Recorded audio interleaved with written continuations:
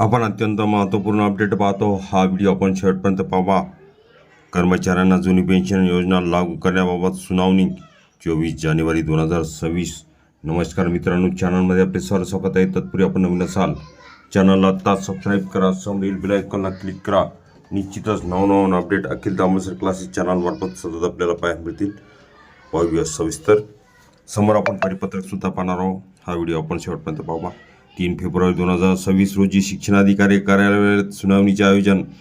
माध्यमिक उच्च माध्यमिक शाळांमधील 100% अनुदानित पदावरून सेवानिवृत्त होणाऱ्या अर्धवेळ कर्मचाऱ्यांना जुनी पेन्शन योजना OPS लागू करण्याच्या अनुषंगाने नाशिक जिल्ह्यात महत्त्वाची प्रशासकीय प्रक्रिया सुरू झाली आहे। या संदर्भात जिल्हा परिषद नाशिकचे शिक्षण अधिकारी माध्यमिक यांनी सर्व माध्यमिक व उच्च माध्यमिक शाळांच्या मुख्याध्यापकांना अधिकृत पत्राद्वारे कळवले आहे। या पत्रानुसार काही कर्मचारी सुरुवातीला अर्धवेळ कर्मचारी म्हणून नियुक्त झालेले असून ठराविक कालावधीनंतर त्यांना नियमित कर्मचाऱ्यांचा दर्जा देण्यात आला आहे। तसेच जे कर्मचारी दिनांक 1 नोव्हेंबर 2005 रोजी किंवा त्यानंतर 100% अनुदानित पदावर कार्यरत होते, तसेच ज्यांच्या नियुक्तीस 1/11/2005 पूर्वी तात्पुरती अथवा कायम मान्यता मिळालेली आहे, मात्र ज्यांचे वेतन व भत्ते दिनांक 1/11/2005 नंतर शासनाकडून किंवा वेतनपत्रकाकडून अदा करण्यात आले, अशा कर्मचाऱ्यांच्या बाबतीत जुनी पेन्शन योजना लागू करणे विचाराधीन आहे। या प्रकरणासंदर्भात माननीय उच्च न्यायालय मुंबई येथील पिटिशन क्रमांक 2345/2014 मध्ये दिनांक 27 फेब्रुवारी 2025 रोजी दिलेल्या निकालाच्या पार्श्वभूमीवर ही कारवाई करण्यात येत आहे। तसेच विभागीय उपसंचालक नाशिक विभाग यांच्या पत्राचा संदर्भ यामध्ये देण्यात आला आहे।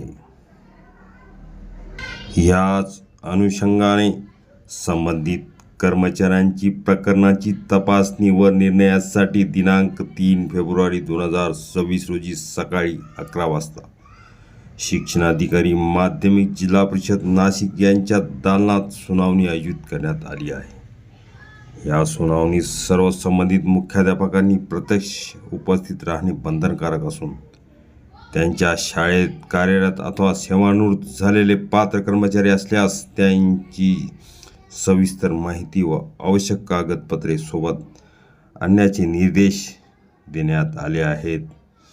या निर्णयामुळे अर्धवेळ कर्मचारी म्हणून सेवा सुरू करून नंतर नियमित झालेल्या अनेक कर्मचाऱ्यांना जुनी पेन्शन योजना लागू होण्याची आशा निर्माण झाली असून शिक्षक व कर्मचारी वर्गात या सुनावणीकडे विशेष लक्ष लागले आहे।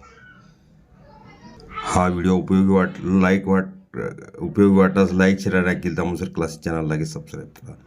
23 जानेवारी 2026 महत्त्वपूर्ण परिपत्रक। ह्या परिपत्रकाचे आपण थोडक्यात स्पष्टीकरण बघितलेले आहे। हे पूर्ण परिपत्रक अखिल तांबोळसर क्लासेस चॅनलच्या डिस्क्रिप्शन बॉक्समध्ये लिंक आहे, तिथून डाउनलोड करू शकता।